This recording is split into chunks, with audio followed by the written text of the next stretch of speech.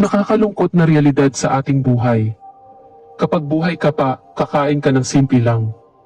Minsan masarap, minsan naman hindi. Pero pag wala ka ng buhay dito sa mundo, nagagawa ka ng ipagluluto ng masasarap na pagkain kasi wala ka na. Kapag buhay ka pa, nangangailangan ka ng tulong pero walang magbibigay sa'yo. Kasi daw walang maitutulong sa'yo kasi walang pera. Pero kapag wala ka ng buhay, ang daming magbigay ng tutulong sa'yo. Minsan nga, mangutang pa para makapag-abuloy lang kasi nakakahiya pag walang maibigay. Kapag buhay ka pa, hindi ka maalala ng pamilya mo.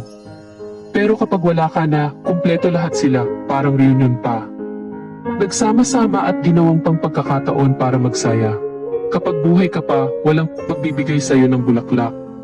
Pero kapag wala ka na, bibilhan ka kahit mamahalin pa. Kapag buhay ka pa, hindi hihingi ng tawad sa'yo.